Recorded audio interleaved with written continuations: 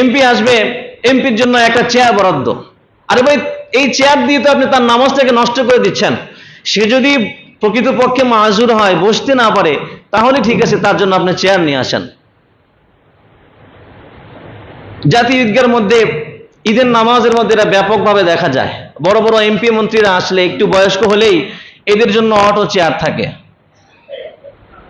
এদের জন্য কি থাকে? অটো চেয়ার থাকে। যেমন ইন্টারিম সরকারের সময় আমরা দেখেছি ডক্টর ইউনূস, উনিও চেয়ারে বসে নামাজ আদায় করতেছে, অথচ উনি হাঁটতেছে, সবকিছু করতেছে। রাষ্ট্রপতি, উনিও চেয়ারে বসে নামাজ আদায় করলো, অথচ উনি সবকিছু করতেছে, হাঁটতেছে, সবকিছু করতেছে। উনি বাসায় গেলে কি বসেন না? নাকি সবকিছু দাঁড়িয়ে করেন, দাঁড়িয়ে ঘুমান, দাঁড়িয়ে সবকিছু করেন? ওনাকে তো বসতে হয় বাসায় গেলে। কিন্তু আমরা একটা ব্যতিক্রম বিষয় দেখেছি বর্তমান সরকারের আমলে। প্রধানমন্ত্রী তারেক রহমান, উনি চেয়ারে বসে নামাজ আদায় করেন নাই। ওনার জন্য চেয়ার কিন্তু বরাদ্দ রাখা হয়েছিল। এটা কিন্তু একটা প্রশংসার বিষয়। তো নেতার ভালো গুণ যেন কর্মীদের উপর প্রভাব ফেলে, তাদের মধ্যেও যেন ছড়িয়ে পড়ে, আমরা সেই দোয়া করি। তো আজকে যেই মাসআলা নিয়ে আলোচনা করব, যে বিষয়টা নিয়ে আলোচনা করব, যে সেটা হলো চেয়ারে বসে নামাজ আদায়ের বিধান। চেয়ারে বসে নামাজ আদায়ের বিধান, এটা সম্পর্কে অনেক আগ থেকে আলোচনা করব বলে আলোচনা করা হচ্ছে না, সুযোগ হচ্ছে না, সময় হচ্ছে না। তো সংক্ষিপ্তভাবে আপনারা যেন বুঝেন যে চেয়ারে নামাজের হাকিকতটা কি, বাস্তবতাটা কি, ইসলাম এই সম্পর্কে কি বলে। অনেকেই জানে না, না জানার কারণে চেয়ারে বসে নামাজ পড়ে। আল্লাহ রাব্বুল আলামিন সূরা বাকারার 238 নম্বর আয়াতের মধ্যে বলছেন, হাফিজু আলাস সালাওয়াতি ওয়াস সালাতিল উসতা, যে তোমরা নামাজ সমূহের প্রতি যত্নবান হও। ওয়াস সালাতিল উসতা, বিশেষ করে মধ্যবর্তী নামাজ। মুফাসসিরিনে কেরাম বলছেন, মধ্যবর্তী নামাজ দ্বারা উদ্দেশ্য হলো আসরের নামাজ। আল্লাহ রাব্বুল আলামিন বিশেষভাবে আলাদা করে এই নামাজের কথা উল্লেখ করলেন কেন? কারণ এই সময়টাতে এই নামাজ সম্পর্কে মানুষ উদাসীন থাকে, গাফেল থাকে। যারা দোকানদার, তারা 3টা 4টার পরেই দোকান বন্ধ করে লাঞ্চে চলে যায়। লাঞ্চ করে একটু কায়লুলা করে, একটু রেস্ট নেয়। আবার যারা খেলোয়াড়, তারা খেলাধুলা করে। বিভিন্ন জন বিভিন্ন কাজে ব্যস্ত থাকে, নামাজ সম্পর্কে গাফলতি দেখা দেয়। এই জন্য আল্লাহ পাক বলছেন ওয়াস সালাতিল উসতা, মধ্যবর্তী নামাজ সম্পর্কে তোমরা যত্নবান হও, সচেতন হও। ওয়াকুমু লিল্লাহি কানিতিন, এই যে আল্লাহ পাক বলছেন ওয়াকুমু লিল্লাহি কানিতিন, আল্লাহর জন্য তোমরা দাঁড়িয়ে যাও। আল্লাহর জন্য তোমরা কি? দাঁড়িয়ে যাও। দাঁড়িয়ে যাও মতলব আল্লাহর জন্য দাঁড়িয়ে তোমরা নামাজ আদায় করো। নামাজের ফরজ 13টি, নামাজের বাহিরে 7 ফরজ, নামাজের ভিতরে 6 ফরজ।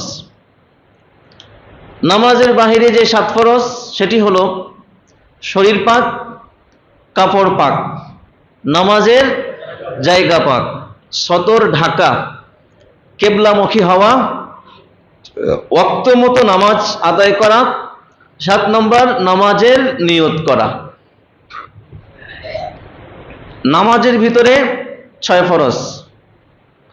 1 নম্বর তাকবীরে তাহরিমা বলা, অর্থাৎ আল্লাহু আকবার বলে নামাজ শুরু করা, মানে প্রথম তাকবীরে তাহরিমা বলা কি ফরজ।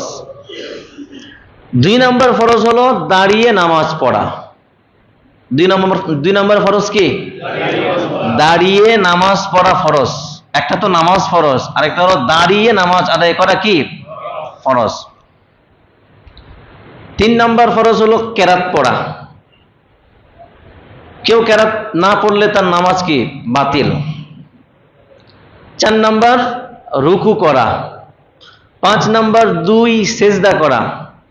6 নম্বর আখিরি বৈঠক, শেষ বৈঠক করা। এই হলো 6টা ফরজ। তো এর মধ্যে 2 নম্বর ফরজ হলো দাঁড়িয়ে কি করা? নামাজ আদায় করা। নামাজের কিছু আরকান আছে, নামাজের কিছু ফরজ আছে, নামাজের কিছু ওয়াজিব আছে, নামাজের কিছু মুস্তাহাব আছে, নামাজের কিছু আদব আছে। এগুলো যদি কেউ পুঙ্খানুপুঙ্খানুভাবে আদায় না করে, নামাজ প্রতিষ্ঠা না করে, তাহলে সেই নামাজটা আল্লাহর কাছে পরিপূর্ণ হয় না, পরিপূর্ণরূপে আল্লাহর কাছে গ্রহণযোগ্য হয় না। আব্দুল্লাহ ইবনে মাসউদ রাদিয়াল্লাহু তাআলা আনহু বলেন যে রাসূলুল্লাহ সাল্লাল্লাহু আলাইহি ওয়াসাল্লাম নিজে নামাজ পড়ে আমাদেরকে দেখিয়েছেন। এরপর আল্লাহর রাসূল বলেছেন যে আমাকে যেইভাবে তোমরা নামাজ পড়তে দেখেছো সেইভাবে তোমরা কি করো, নামাজ আদায় করো। নামাজের একটা মগজ আছে, নামাজের একটা তৃপ্তি আছে, নামাজের একটা কি আছে, রূহ আছে। আর নামাজের হাকিকতটা কি? নামাজ যখন আমরা পড়তে আসি তখন মূলত আমরা আল্লাহর দরবারে হাজিরা দিতে আসি। নামাজ যখন আমরা পড়তে আসি তখন আমরা মূলত আল্লাহর দরবারে চলে আসি, আল্লাহর ঘরে চলে আসি। নামাজ পড়তে যখন আমরা দাঁড়াই তখন কার সামনে দাঁড়াই? আল্লাহর সামনে দাঁড়াই। আর এই নামাজ এটা ইবাদত, আর এই ইবাদতটাই হলো আল্লাহর দাসত্বকরণ, আল্লাহর দাসত্ব, আল্লাহর গোলামি। তাহলে বলা যায় আমরা মসজিদে আসি কি করার জন্য? দাসত্ব করার জন্য, গোলামি করার জন্য।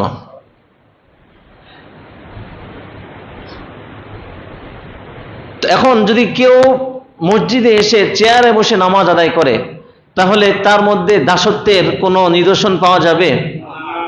তার মধ্যে দেখেন, চেয়ার এটা হচ্ছে সম্মানের আলামত, সম্মানের নিদর্শন। কারণ সম্মানিত মানুষজন কোথায় বসে? চেয়ারে বসে। কোথাও একটা সালিশি হলে সেখানে মুরব্বী যারা আছেন, যারা থাকেন, তারা চেয়ারে বসেন, বাকিরা নিচে বসেন। ঠিকই ঠিক না? উস্তাদ কথা বললে ছাত্ররা নিচে বসেন, মালিক কথা বললে কর্মীরা নিচে বসে। মালিক কোথায় বসে? চেয়ারে বসে, কারণ তিনি সবচাইতে সম্মানিত ব্যক্তি। কেউ আসলো, একটা মজলিস চলছে, কেউ বাহির থেকে আসলো, তো অনেক সময় এরকম হয় যে ব্যক্তিরা সম্মানিত হওয়ার কারণে তাকে সামনে নিয়ে আসে, নিয়ে এসে চেয়ার খালি করে দেয় যে আপনি বসেন। তো এই যে তাকে বসতে দিল, তার মানে উনি সম্মানিত ব্যক্তি। এই চেয়ার খালি করে দেওয়ার মাধ্যমে তাকে কি করা হয়েছে? সম্মানিত করা হয়েছে। তো চেয়ার হলো সম্মানের নিদর্শন, সম্মানের আলামত। তো কেউ যদি ওযর ছাড়া, কারণ ছাড়া, অসুস্থতা ছাড়া চেয়ারে বসে নামাজ আদায় করে তাহলে তার নামাজ কি আল্লাহর কাছে গ্রহণযোগ্য হবে? আল্লাহর কাছে তার নামাজ কি হবে না? গ্রহণযোগ্য হবে না। মাজুর ব্যক্তি বর্তমানে যে আছে, আগে যে ছিল না এমন তো না। রাসূলের জামানায় কি মাজুর ব্যক্তি ছিলেন না? সাহাবায়ে কেরামের আমলে কি মাজুর ব্যক্তিরা ছিলেন না? তাবেঈনদের জামানায় কি মাজুর ব্যক্তিরা ছিলেন না? ছিলেন। সর্বযুগে মাজুর মানুষ ছিল, কিন্তু চেয়ারের প্রচলন সর্বযুগে ছিল না। রাসূলের যুগে চেয়ারের কোনো বর্ণনা পাওয়া যায় না। সাহাবায়ে কেরাম চেয়ারে বসে নামাজ আদায় করেছেন এই মর্মে কোনো বর্ণনা পাওয়া যায় না। তাবেঈনে কেরাম ওনারা চেয়ারে বসে নামাজ আদায় করেছেন এই মর্মে কোনো বর্ণনা পাওয়া যায় না। রাসূলুল্লাহ সাল্লাল্লাহু আলাইহি ওয়াসাল্লাম সম্পর্কে বর্ণিত আছে, হযরত আবু রিফাআহ রাদিয়াল্লাহু তাআলা আনহু বলেন যে আমরা আল্লাহ রাসূলের মজলিসে বসা, এমন সময় একজন বেদুইন আসছে। তো বেদুইন আসার পর আমি আল্লাহ রাসূলের কাছে গেলাম, গিয়ে বললাম, ইয়া রাসূলুল্লাহ, একজন বেদুইন এসেছে, সে তার দিন সম্পর্কে জানতে চায়, সে দিন সম্পর্কে কিছুই জানে না। তো আবু রিফাআহ বলেন, আল্লাহ রাসূল তখন ওই মজলিস সেরে আসলেন। আসার পর আল্লাহ রাসূলের জন্য একটা কুরসি, চেয়ার আনা হলো। আল্লাহ রাসূল সেখানে বসলেন, সেখানে বসে ওই ব্যক্তিকে দিন শিক্ষা দিলেন। রাসূলুল্লাহ সাল্লাল্লাহু আলাইহি ওয়াসাল্লাম চেয়ারে বসেছেন এই মর্মে শুধু এই রিওয়ায়াতটাই কি পাওয়া যায়। রাসূল চেয়ারে বসে কি করেছেন? আলোচনা করেছেন, দিন শিক্ষা দিয়েছেন। রাসূলুল্লাহ সাল্লাল্লাহু আলাইহি ওয়াসাল্লাম কি অসুস্থ ছিলেন না? তারপরও তিনি চেয়ারে বসে নামাজ আদায় করেন নাই। আনাস বিন মালিক রাদিয়াল্লাহু তাআলা আনহু রাসূলের দীর্ঘ সময়ের খাদেম ছিলেন। ছোটকাল থেকেই তার খাদিম ছিলেন। তো আনাস বিন মালিক রাদিয়াল্লাহু তাআলা আনহু বলেন যে রাসূলুল্লাহ সাল্লাল্লাহু আলাইহি ওয়াসাল্লাম একবার ঘোড়া থেকে পড়ে যান। তো ঘোড়া থেকে পড়ে তিনি পায়ের গোছায় মারাত্মক ব্যথা পান, যার কারণে তিনি দাঁড়াতে পারেন না। তখন তিনি কি করলেন, তিনি ওনার স্ত্রীদের থেকে 1 মাসের ছুটি নিলেন, যে 1 মাস তিনি আলাদা কামরায় থাকবেন, রেস্টে থাকবেন। তো তিনি কক্ষের উপর তলায় 2য় তলায় উঠে গেলেন। হাদিসের মধ্যে এসেছে যে সিঁড়ি ছিল, এই সিঁড়ি তৈরি ছিল খেজুরের কাণ্ড দিয়ে। তো আনাস বিন মালিক বলছেন বিভিন্ন সাহাবায়ে কেরামরা আসতো, এসে আল্লাহ রাসূলের সাথে দেখা করত, খোঁজ খবর নিত। তো একবার আমরা আল্লাহ রাসূলের কাছে গেলাম, যাওয়ার পর আল্লাহ রাসূল বসে বসে নামাজ কি করলেন, আদায় করলেন। রাসূল যেহেতু পায়ে ব্যথা, রাসূল দাঁড়াতে পারেন না, এই জন্য কি করছেন, বসে বসে নামাজ আদায় করেছেন। সাহাবায়ে কেরাম কেউ চেয়ারে বসে নামাজ আদায় করেছেন এই মর্মে কোনো হাদিস পাওয়া যায় না। তবে আলী রাদিয়াল্লাহু তাআলা আনহু সম্পর্কে একটি হাদিস পাওয়া যায়, যে সেটি হলো আলী রাদিয়াল্লাহু তাআলা আনহু চেয়ারে বসে ওযু করেছেন। কি করেছেন, ওযু করেছেন, নামাজ আদায় করেছেন, এই মর্মে কোনো হাদিস পাওয়া যায় না। ঠিক তেমনি ভাবে তাবিঈনদের থেকেও এমন কোনো রিওয়ায়াত পাওয়া যায় না যে রিওয়ায়াতে আছে যে ওনারা চেয়ারে বসে বসে নামাজ আদায় করেছেন। অথচ তারাই হচ্ছেন, সাহাবায়ে কেরামই হচ্ছেন আমাদের জন্য সত্যের মাপকাঠি, আমাদের জন্য আদর্শ। দেখেন মাহজুর ব্যক্তি কারা। এখন কেউ যদি মনে করে যে আমার ভালো লাগছে না, আমি মাহজুর, আমি চেয়ারে বসে নামাজ আদায় করি, তাহলে কি হবে? সে যে নামাজ আদায় করছে এটা কি তার ব্যক্তিগত, নাকি এটা আল্লাহ পাকের নির্দেশ? এটা শরীয়তের বিষয়। তো শরীয়তের বিষয় পালন করতে গেলে শরীয়ত বলবে যে তুমি দাঁড়াতে পারছো না, তুমি এইভাবে নামাজ পড়ো। আপনি নিজে একটা বিল্ডিং করলেন, আপনি আপনার মনের মতো বিল্ডিং করতে পারবেন, আপনি আপনার মতো করতে পারবেন, কিন্তু কোনো কোম্পানিতে চাকরি করতে গেলে ওই কোম্পানির রুলস অনুযায়ী আপনাকে কাজ করতে হবে। যে কোম্পানিতে গিয়ে যদি নিজের মতো করে কাজ করেন, নিজের রুলস সেখানে যদি ফলো করেন, তাহলে কি আপনার চাকরি থাকবে? আপনার সেই কাজ কোম্পানি গ্রহণ করবে? আপনাকে তো ওই চাকরি থেকে বরখাস্ত করে দেবে। আপনি আপনার বাড়ির সামনে আপনার জায়গায় আপনি রাস্তা করলেন, আপনি এই রাস্তা রড দিয়ে করেন না বাঁশ দিয়ে করেন, তাতে কিছু আসে যায়? কেউ কিছু বলার অধিকার আছে? কিন্তু সরকারি জায়গায় যদি কেউ রডের বদলে বাঁশ দেয়, তাহলে বলার অধিকার আছে না নাই? কথা বলেন। তো যাই হোক, শরীয়ত যেহেতু এটা শরীয়তের বিষয়, শরীয়ত নির্ধারণ করবে যে আপনি মাযুর কি মাযুর না। আপনি মাযুর কি মাযুর না, এটা কে নির্ধারণ করবে? শরীয়ত নির্ধারণ করবে। শরীয়তের মূলনীতি হলো যতটুকু ওজর ততটুকুই ছাড়, যতটুকু ওজর ততটুকুই ছাড়। আপনি চিন্তা করলেন আমার তো মাথা ব্যথা করে আমি দাঁড়াতে পারতেছি না, আমি চেয়ারে বসে নামাজ পড়ি। বা আপনি চিন্তা করলেন যে আমার দাঁড়াতে কষ্ট হয়, আমি নামাজই পড়বো না। তাহলে কি শরীয়ত মাফ করবে আপনাকে? শরীয়ত বলতেছে তুমি দাঁড়াতে পারো না, তোমাকে বসে নামাজ আদায় করতে হবে। এটা তো কারো ব্যক্তিগত বিষয় না, ব্যক্তিগত বিষয় এটা কারো ব্যক্তিগত বিষয় না। তো শরীয়তের একটা মূলনীতি হলো যতটুকু ওজর ততটুকুই ছাড়। কেউ যদি দাঁড়িয়ে নামাজ আদায় করতে না পারে তাহলে তার জন্য এটা ছাড়, সে বসে নামাজ আদায় করবে। বসে যদি নামাজ আদায় করতে না পারে তাহলে শরীয়তের কাছে এটা ওজর। তাহলে শরীয়ত বলে যে তোমার জন্য তাহলে বসা লাগবে না, তুমি কাত হয়ে ইশারায় কি করো, নামাজ আদায় করো। কিন্তু আমরা যদি মনে করি যে আমার তো ভালো লাগছে না, একটু পা ব্যথা করছে, আমি বসে নামাজ পড়ি, বা আমি চেয়ারে বসে নামাজ পড়ি, বা আমি শুয়ে শুয়ে নামাজ পড়ি, নামাজ হবে? এই নামাজ কবুল হবে না। ইমরান বিন হুসাইন রাদিয়াল্লাহু তাআলা আনহু থেকে বর্ণিত, তিনি বলেন কানাত বি বাওয়াসিরু,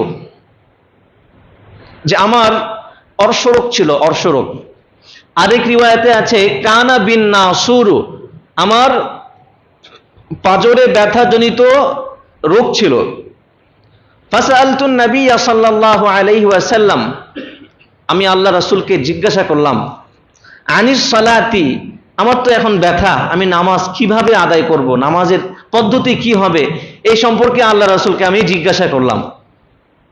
ফাকালা, খুব খেয়াল করেন আল্লাহ রাসূল কি বললেন, সাল্লি কাইমান, তুমি দাঁড়িয়ে নামাজ আদায় করো, দাঁড়িয়ে নামাজ আদায় করো। ফাইল্লাম তাস্তাতি', যদি দাঁড়াতে না পারো, ফাকাইদান, তাহলে বসে নামাজ আদায় করো। ফাইল্লাম তাস্তাতি' ফাআলা জানবিন, আর যদি বসে নামাজ আদায় করতে না পারো, সক্ষম না হও, ফাআলা জানবিন, তাহলে কাত হয়ে ইশারায় কি করো, নামাজ আদায় করো। তাহলে মাসালা আল্লাহ রাসূল দিলেন কি দিলেন না? তো মাসালা তো আল্লাহ রাসূলই দিয়ে দিলেন, দাঁড়িয়ে নামাজ আদায় করতে না পারলে বসে নামাজ আদায় করো, বসে নামাজ আদায় করতে না পারলে কাত হয়ে শুয়ে ইশারায় নামাজ আদায় করো। কিন্তু এখানে আল্লাহ রাসূল কোথাও বলেছেন চেয়ারে বসে নামাজ আদায় করতে? চেয়ারে বসে নামাজ আদায় করার কথা আল্লাহ রাসূল কি বলেন নাই। আমর ইবনে মাইমুন রাহমাতুল্লাহ আলাইহি, উনি বলেন যে আমার পিতা মাইমুন ইবনে মেহরান, আমর ইবনে মাইমুন তিনি তার পিতা সম্পর্কে বলছেন যে আমার পিতা মাইমুন ইবনে মেহরানকে প্রশ্ন করা হলো, অনেক বড় আলেম ছিলেন তিনি, যে মা আলামাতু মা ইউসাল্লিল মারিদু কাঈদান, যে ব্যক্তি, যেই রোগী বসে বসে নামাজ আদায় করতে চায়, তার মানদণ্ড কি হবে, তার কি মানদণ্ড কি হবে? তখন তিনি খুব চমৎকার ভাবে উত্তর দিয়েছেন, ইযা কানা লা ইস্তাতিউ আন ইয়াকুমা লিদুনিয়াহু ফালইউসাল্লি কাঈদান, যে অসুস্থ ব্যক্তি, রোগী ব্যক্তি বসে বসে নামাজ পড়ার মানদণ্ড হলো, যদি সে তার দুনিয়াবি কাজকর্মের জন্য দাঁড়াতে না পারে, তাহলেই ওই ব্যক্তি কেবল বসে বসে নামাজ আদায় করতে পারবে। কথা ক্লিয়ার?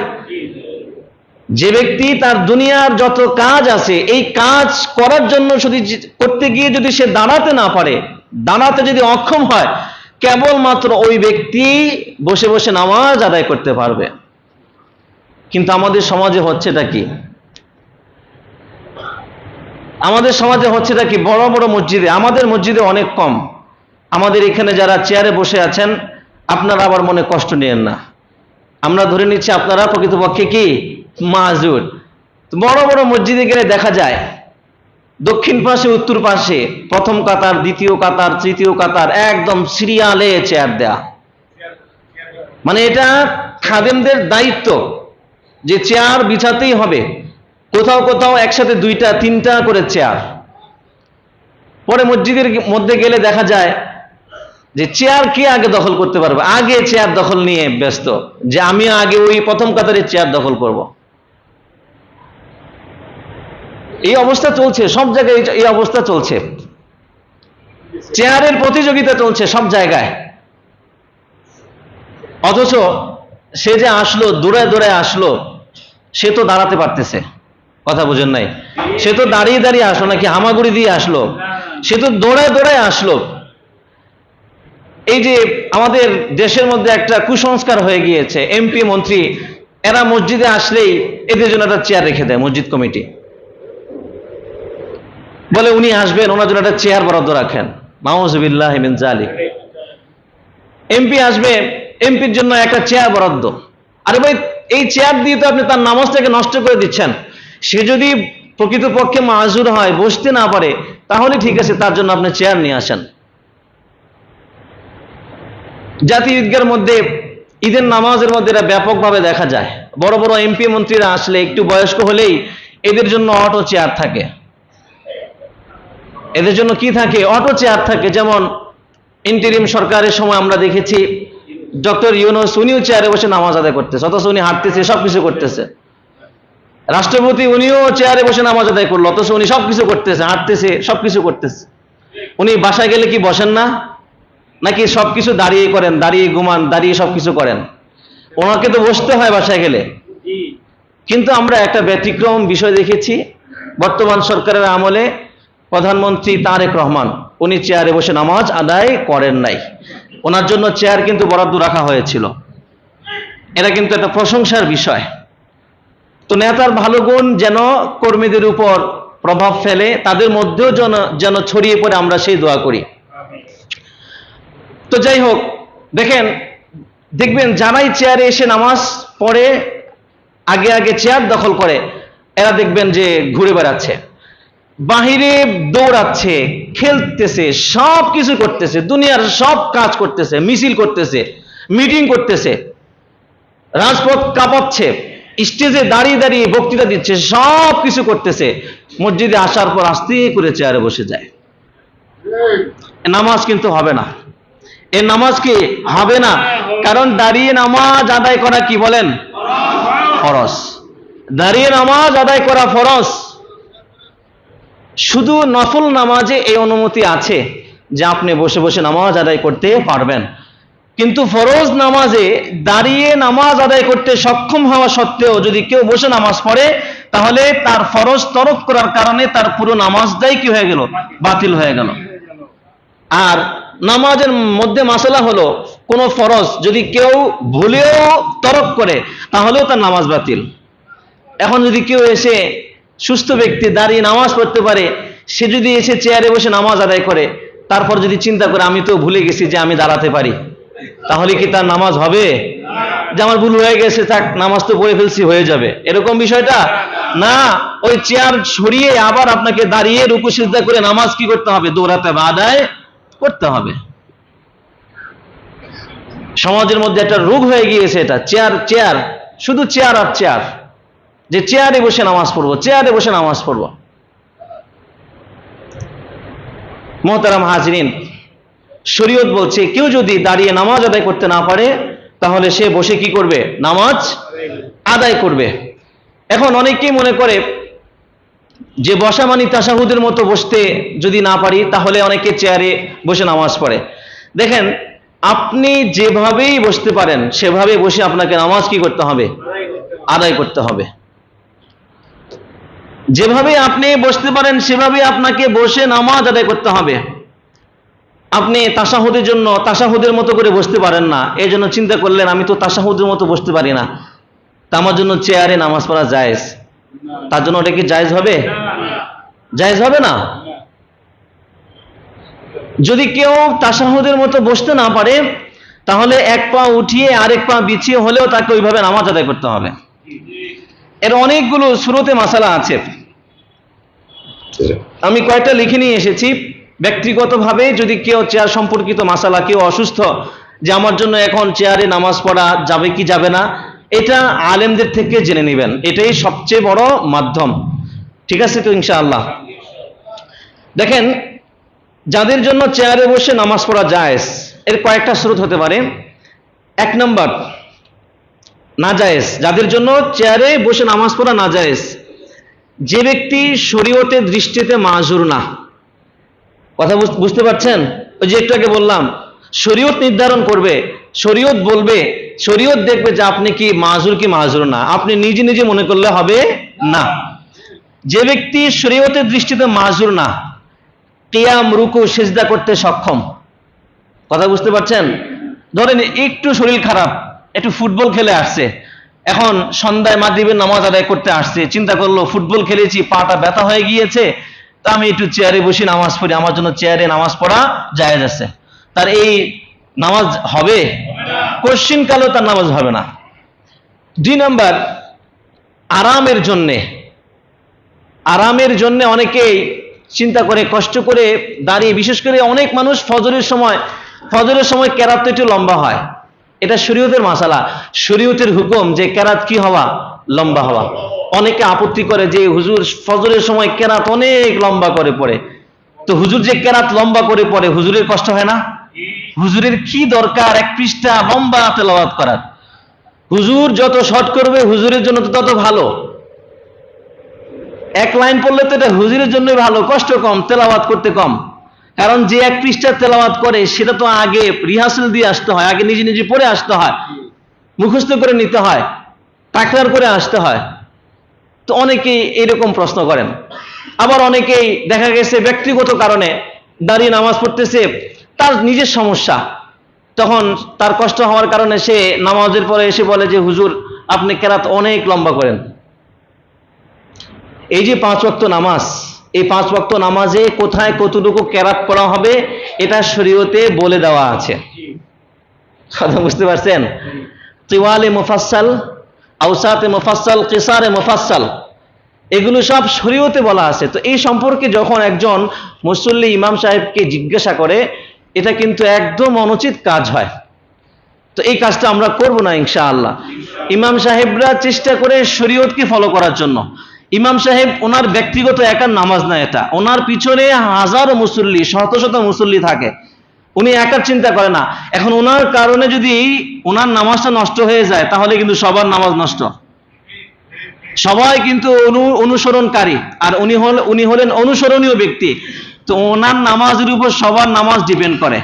তো ওনার নামাজ নষ্ট তো সবার নামাজ নষ্ট। একজন ইমাম সাহেব সব দিক চিন্তা ভাবনা করে এই মুসল্লায় কি দাঁড়ান। তো এই ধরনের প্রশ্ন আমরা ইমাম সাহেবকে করব না ইনশাআল্লাহ। 3 নম্বর, যে দাঁড়িয়ে নামাজ পড়তে পারে, রুকু সিজদা করতে পারে, কিন্তু পা ভাঁজ করতে পারে না। কথা বুঝেন, মাসালা বুঝেন? দাঁড়াতে পারে, কিন্তু দাঁড়ানোর পর যখন রুকু করবে তাও করতে পারে, কিন্তু সিজদায় গেলে তো তাকে পা ভাঁজ করতে হয়। সিজদা থেকে যখন বসে তখন পা ভাঁজ করতে হয় না, কিন্তু এটা সে পারে না। এখন এটা মনে করে অনেকে চেয়ারে বসে নামাজ পড়ে, নামাজ কি আদায় হবে না। যদি এরকম কারো হয়ে থাকে যে আমি দাঁড়াতে পারি, রুকু করতে পারি, সিজদা করতে পারি, কিন্তু সিজদা থেকে আমি পা ভাঁজ করে বসতে পারি না, তাহলে শরীয়ত বলছে সে যেভাবে বসতে পারে তাকে সেভাবেই বসতে হবে। 1 পা বিছিয়ে 1 পা উঠিয়ে, কিংবা মহিলাদের মতো 2 পা দক্ষিণ দিকে বের করে বসতে হবে। তাও যদি না পারেন তাহলে ওই যে সাপের মতো বসে, ওইভাবে বসে হলেও কি নামাজ আদায় করতে হবে। অনেকের পায়ে সমস্যা, তাহলে পায়ে সমস্যা থাকার কারণে দাঁড়াতে পারছে না, কিন্তু বসতে তো পারছে, তাহলে সে পাটাকে সামনের দিক বিছিয়ে হলেও তাকে কি বসে বসে নামাজ আদায় করতে হবে। চেয়ারে বসা এত সহজ না, এত সহজ না যে আপনাকে শরীয়ত সুন্দর করে আপনি বললেন আর চেয়ারে আপনাকে বসায় দিল। যেভাবে আপনি বসতে পারেন ওইভাবে বসে নামাজ আদায় করতে হবে। যেভাবে আপনি বসতে পারেন, হেলান দিয়ে যদি বসতে হয় হেলান দিয়ে বসে আপনাকে নামাজ আদায় করতে হবে। হেলান দিয়ে তো আর ঘুমাবেন না, ঘুমালে তো ওযু নষ্ট হয়ে যাবে। তো হেলান দিয়ে হলেও কি বসে বসে নামাজ আদায় করতে হবে। যেই পদ্ধতিতে আপনার বসলে সুবিধা হবে ওই পদ্ধতিতে বসে আপনাকে কি নামাজ আদায় করতে হবে, কিন্তু চেয়ারে বসা যাবে না। এত সহজ না ভাই, এত সহজ না যে আপনি মনে করলেন চেয়ারে বসে গেলেন, এত সহজ না। 5 নাম্বার, 4 নাম্বার, কিছুটা অসুস্থ, হালকা অসুস্থ, কিন্তু এই অসুস্থতার কারণে যদি সে এই অসুস্থতা নিয়ে যদি সে দাঁড়িয়ে নামাজ পড়ে তাহলে তার রোগটা বেড়ে যাবে না, তার রোগটা বৃদ্ধি পাবে না, বা দাঁড়িয়ে নামাজ পড়লে তার নিরাময় হতে বেশি সময় লাগবে না বা বিলম্ব হবে না, এমন যদি হয় তাহলে তার জন্য চেয়ারে বসে নামাজ পড়া কিনা জায়েজ না। কথা বুঝতে পারছেন? আচ্ছা, 5 নাম্বার, দাঁড়িয়ে নামাজে সক্ষম নয়, দাঁড়াতে পারে না। কি দাঁড়াতে পারে না? কোনো না কোনো ভাবে বসতে পারে, কোনো না কোনো ভাবে বসতে পারে, তাহলে তার জন্য কি চেয়ার? তার জন্য বসা, তার জন্য বসা ফরজ। ধরেন আপনি দাঁড়াতেই পারেন না, আপনি কি দাঁড়াতেই পারেন না, আপনাকে কি করতে হবে? বসে বসে নামাজ আদায় করতে হবে। এখানে আরেকটা মশলা বলি, সেটা হলো অনেকে দাঁড়িয়ে রুকু সিজদা করলে আর উঠতে পারে না, এরকমও আছে।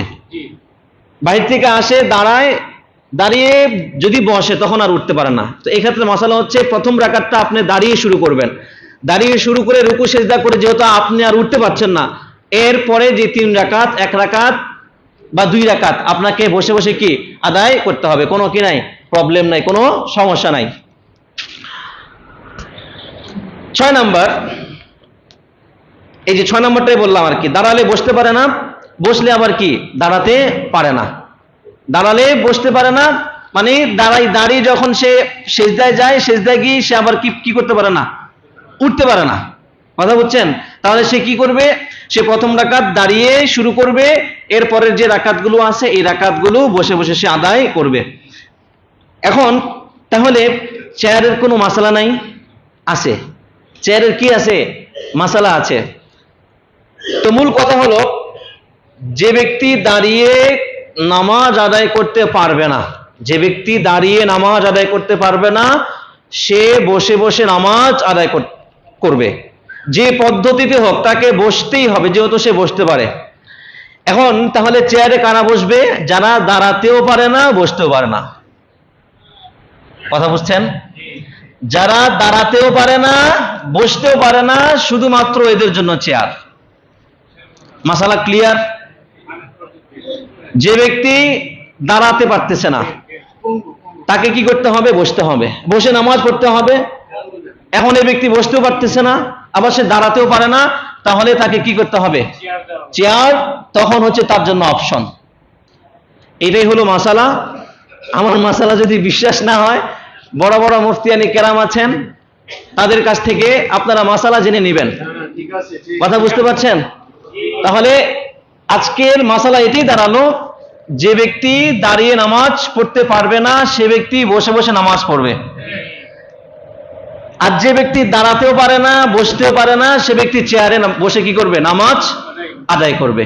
আল্লাহ রাব্বুল আলামিন আমাদের সকলকে এই মাসালা বুঝে, এই মাসালার উপর সঠিকভাবে আমল করবার তৌফিক দান করুন। বলুন আমিন।